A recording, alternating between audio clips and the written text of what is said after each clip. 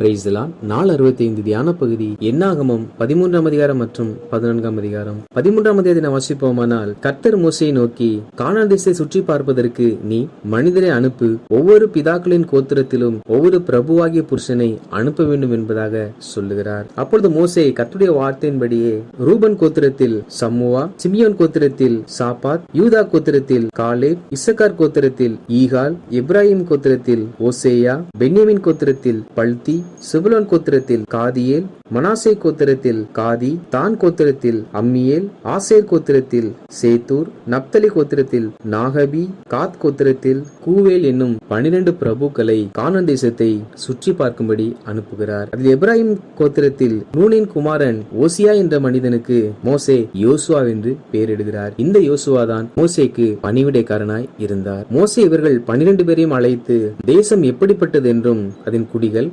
பலவான்களா பலவீனரா கொஞ்சம் பேரா அநேக பேரா என்பதை பார்த்தறியவும், தேசம் நல்லதோ கெட்டதோ என்று அறியும்படிக்கும், அவர்கள் கூடாரங்களில் குடியிருக்கிறார்களோ அல்லது கோட்டைகளில் குடியிருக்கிறார்கள் என்பதை அறியவும், அந்த நிலம் எப்படிப்பட்டது, அது வளப்பமானதோ இலப்பமானதோ என்பதை அறியவும், அதில் கனிகள் உண்டோ இல்லையோ என்பதையும் பார்த்து வாருங்கள் என்பதாக சொல்லி அனுப்புகிறார். இது பொதுவாய் ஒரு தேசம் என்று சொல்லப்பட்டாலும், எது நல்ல தேசம் என்றால் எந்த தேசத்தில் மனிதர்கள் பலமுள்ளவர்களாய் இருக்கிறார்களோ, எந்த தேசத்தில் ஜனங்கள் கோட்டைகளில் குடியிருக்கிறார்களோ, எந்த தேசத்தின் நிலம் கனிகளினால் பசுமையாய் காணப்படுகிறதோ அந்த தேசம்தான் நல்ல தேசம். தேவன் இந்த தேசம் நல்ல தேசம் என்று சொன்ன வார்த்தையை இவர்கள் செவிகளினால் கேட்டு அதை பார்க்க போறபடியினால், மோசே இந்த தேசத்தை குறித்து எல்லா காரியங்களையும் நீங்கள் கண்களினால் பார்க்கிற செய்தி என கொண்டு வார்கள் என்பதாக சொல்லி வழி அனுப்புகிறார். அதே போல இந்த 12 பேரும் தேசத்தை சுற்றி பார்த்து திராட்சை கொடியையும் மாதுளம் பழங்களிலும் அத்தி பழங்களிலும் சிலவற்றையும் கொண்டு வந்தார்கள். அவர் தேசத்தை சுற்றி பார்த்து 40 நாள் சென்ற பின்பு திரும்பினார்கள். அப்பொழுது கொண்டு வந்த கனியை மோசேக்கும் ஜனங்களுக்கும் கொடுத்து, பின்பு ஆண்டவர் கர்த்தர் சொன்ன வார்த்தையின்படியே அது பாலும் தேனும் ஓடுகிற தேசம்தான், இது அதனுடைய கனி என்பதாக சொல்லி அவைகளை கொடுத்தார்கள். மேலும் அவர்கள் அந்த தேசத்தின் குடிகள் பலவான்கள் என்றும் பட்டணங்கள் அரணைப்பானவைகள் என்றும், அங்கே ஏனாக்கின் குமாரர், அமலேக்கியர், ஏத்தியர், எபூசியர், எமோரியர், கானானியர் குடியிருக்கிறார்கள் என்பதாக சொன்னார்கள். கர்த்தர் சொன்ன வார்த்தையின்படியே அந்த தேசம் பாலும் தேனும் ஓடுகிற ஒரு வளமான தேசமாகவே காணப்பட்டது. இவைகளுக்கு பின்பு மோசே, நாம் உடனே போய் காலை எடுத்துக் கொள்வோம், நாம் அதை எளிதாய் ஜெயித்துக் கொள்ளலாம் என்பதாக சொல்லுகிறான். ஆனால் காலைப்போடு சென்ற மற்றவர்களோ, நாம் போய் அந்த ஜனங்களோட எதிர்க்க நம்மால் கூடாது, நம்மை பார்க்கிலும் பலவான்கள், அவர்களுக்கு முன்பாக நாங்கள் வெட்டுக்கிளிகளை போல இருந்தோம் என்பதாக சொல்லி ஜனங்களுக்குள்ளே துர்ச்செய்திகளை பரப்பினார்கள். 12 பேர் சுற்றி பார்த்தார்கள். யோசுவா காலைப்பும் அதை ஜெயித்துக் கொள்ளலாம் என்பதாக தேவன் கொடுத்த வாக்குத்தத்தத்தை விசுவாசித்து சொன்னார்கள். ஆனால் மற்ற 10 பேரோ அதை நம்மால் ஜெயிக்க முடியாது என்று சொல்லி அங்கிருக்கிற கானானியர்களை கண்டு பயந்து ஜனங்கள் நடுவே துர்ச்செய்தி பரப்பினார்கள். 14ஆம் அதிகாரத்தை வாசிப்போமானால், இது கடந்த அதிகாரத்தினுடைய தொடர்ச்சியாகவே எழுதப்பட்டிருக்கிறது. இதில் ஜனங்கள் அன்றைய தினத்தில் இரவு முழுவதும் அழுது கொண்டே இருந்தார்களாம். மேலும் அவர்கள் ஆரோனுக்கும் மோசேக்கும் எதிராக முறுமுறுத்து, எகிப்திலே செத்து போவோமானால் நலமாயிருக்கும், இந்த வனாந்திரத்திலே நாங்கள் செத்தாலும் நலம், நாங்கள் பட்டயத்தால் மடியும்படிக்கும் எங்கள் பெஞ்சாதிகளும் பிள்ளைகளும் கொள்ளையாகும்படிக்கும் கர்த்தர் எங்களை இந்த தேசத்துக்கு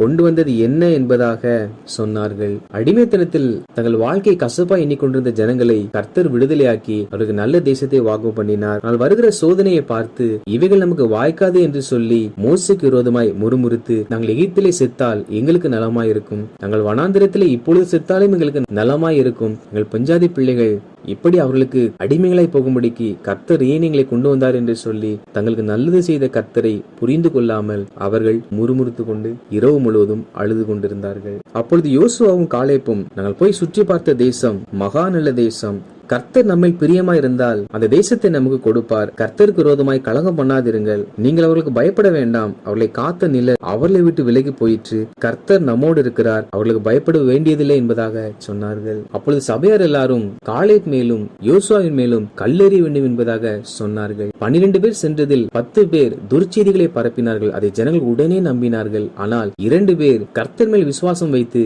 கர்த்தருடைய வார்த்தையை சொன்னார்கள். ஆனால் அந்த வார்த்தைகளோ அவர்கள் விசுவாசிக்காமல் கல்லெறிய வேண்டும் என்பதாக சொன்னார்கள். அப்பொழுது கர்த்தருக்கு கோபம் உண்டு. கர்த்தர் மோசேயை நோக்கி, எதுவரைக்கும் இந்த ஜனங்கள் எனக்கு கோபம் உண்டாக்குவார்கள்? எதுவரைக்கும் என்னை விசுவாசியாது இருப்பார்கள்? நான் அவர்களை கொள்ளை நோயினால் வாதித்து சுதந்திரத்திற்கு புறம்பாக்கி போட்டு அவர்களை பார்க்கிலும் உன்னை பெரிதும் பலத்ததுமான ஜாதியாக்குவேன் என்பதாக சொன்னார். அவர் செய்த செயல் நிமித்தமா கர்த்தர் கோபப்பட்டு ஜனங்களை முற்றிலுமாய் அழித்து விடுவேன் என்பதாக சொன்னார். ஆனால் மோசேயோ கர்த்தரை நோக்கி, நீர் அப்படி செய்வீர் என்றால் சுற்றி இருக்கும் ஜனத்தார் இந்த இஸ்ரவேல் ஜனங்கள் நம்பின தேவனால் அவர்களுக்கு இஸ்ரவேல் தேசத்தை கொடுக்க முடியவில்லை, எனவே அவர் அழித்து போட்டார் என்று சொல்லுவார்கள். இது நிமித்தமாக உடைய நாமம் புறஜாதியர் முன்பாக தூஷிக்கப்படும். எனவே தேவனே, நீர் இரக்கம் உள்ளவர், மனதிற்கும் உடையவர், எனவே நீர் ஜனங்களை மன்னியும் என்பதாக சொல்லி ஒரு அக்கிரமத்திற்காக மோசே தேவ சமூகத்தில் மன்னிப்பு கேட்டு ஜெபிக்கிறார். அப்பொழுது கர்த்தர் ஒரு வார்த்தையின்படியே மன்னித்தேன் என்பதாக சொல்லுகிறார். இவள் தேவனை அவமானப்படுத்துகிறார்கள். தேவனுடைய வாக்குத்தத்தத்தை நம்பாமல் எதிராகவே பேசுகிறார்கள். ஆனால் அந்த சமயத்திலும் மோசே போய் ஜெபித்த பொழுது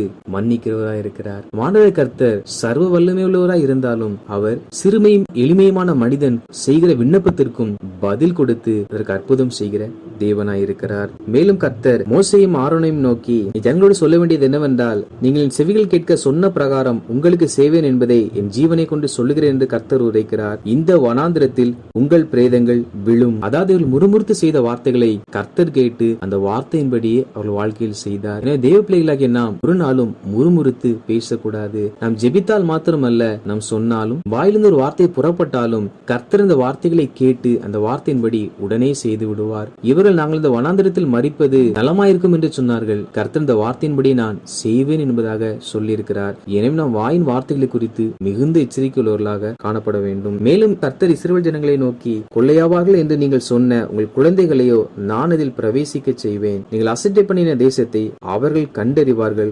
உங்கள் பிரேதங்களோ இந்த வனாந்திரத்திலே விழும். அதாவது கீழ்ப்படியாத எல்லா இஸ்ரவேல் ஜனங்களும் வனாந்திரத்தில் மரிப்பார்களாம். ஆனால் 20 வயதிற்கு கீழ்ப்பட்ட அவருடைய பிள்ளைகள் எல்லாரும் இந்த கானான் தேசத்தை சுதந்தரிப்பார்கள் என்று சொல்லி கர்த்தர் இந்த ஜனங்களுக்கு மறுபடியும் வாக்கு பண்ணுகிறார். மேலும் கர்த்தர் அவர்களை நோக்கி, எங்கள் தேசத்தை சுற்றி பார்த்த 40 நாள் இலக்கத்தின்படியே ஒவ்வொரு நாள் ஒவ்வொரு வருஷமாக நீங்கள் 40 வருஷம் உங்கள் அக்கிரமத்தை சுமந்து என் உடன்படிக்கைக்கு வந்த மீறுதலை உணருவீர்கள் என்பதாக சொன்னார். அதாவது இவர்கள் 40 வருஷம் அந்த தேசத்தை சுற்றி பார்த்து துர்ச்செய்தியை பரப்பினது நிமித்தமாக ஆண்டவராகிய கர்த்தர் அவர்களுக்கு 40 வருஷ காலம் அளவும் தண்டனை கொடுக்கிறார். எதற்கு இந்த 40 வருட காலம் என்றால், அவர்கள் அந்த தண்டனையின் நாட்களில் தாங்கள் செய்த தவறுகளை உணர்ந்து கொள்ள வேண்டுமா.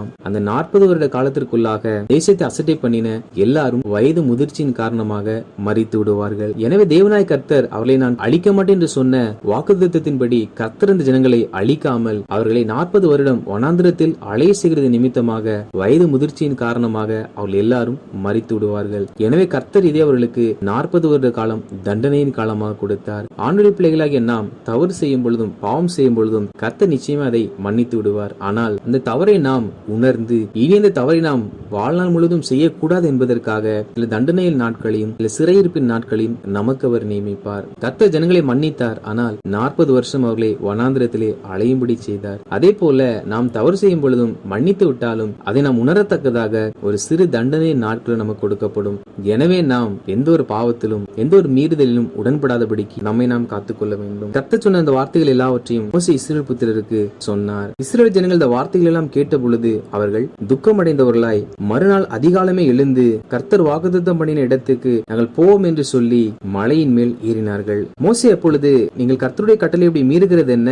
அது உங்களுக்கு வாய்க்காது. கர்த்தரை விட்டு பின்வாங்கினபடியினால் கர்த்தர் உங்களோடு இருக்க மாட்டார் என்பதாக சொல்லுகிறார். ஒரு மனிதன் கர்த்தரை விட்டு பின்வாங்குவானால் கர்த்தர் ஒரு நாளும் அந்த மனிதனோடு இருக்க மாட்டாராம். அப்படி பின்வாங்கினவர்கள் கர்த்தரோடு சீர்பொருந்த வேண்டுமே அல்லாமல் வாழ்க்கையில் தாங்கள் இயங்க வேண்டும் என்று நினைத்தால் அவர்கள் எடுக்கிற எல்லா முயற்சியிலும் அவர்கள் தோல்வியை சந்திக்க நேரிடும். இவர்கள் மலையில் ஏறுகிறார்கள், ஆனால் கர்த்தருடைய உடன்படிக்கை பெட்டியும் மோசேயும் இவர்களிடத்தில் இல்லை, பாளையத்தில் இருந்ததாம். மோசே என்பது ஜனங்களுக்காக மோசே திறப்பில் நிற்கிறபடியினால் ஜெபத்தையும் உடன்படிக்கை பெட்டி என்பது தேவனுடைய வார்த்தையும் குறிக்கிறது. ஒரு மனிதனிடத்தில் ஜெபமும் தேவனுடைய வார்த்தையும் இல்லாவிட்டால் கர்த்தர் அந்த மனிதனோடு கூட இருக்க மாட்டார். அவன் கர்த்தரை விட்டு விலகி விடுவான். இவர்கள் அப்படி மோசேயும் உடன்படிக்கை பெட்டியும் இல்லாமல் சென்றதின் நிமித்தமாக விளைவு என்னவென்றால், அப்பொழுது அமலேக்கியரும் கானானியரும் அந்த மலையில் இருந்து இறங்கி வந்து அவர்களை முறியடித்து அவர்களை ஓர்மா மட்டும் துரத்தினார்கள். இவர்கள் ஜெபமும் தேவனுடைய வார்த்தையும் இல்லாமல் சென்றது நிமித்தமாக அங்கு பெரிய தோல்வியை சந்திக்க நேர்ந்தது. வாசித்த இந்த அதிகாரிகளின்படி கர்த்தருடைய ஜனங்களாகிய நாம் சூழ்நிலைகளை பார்க்காமல்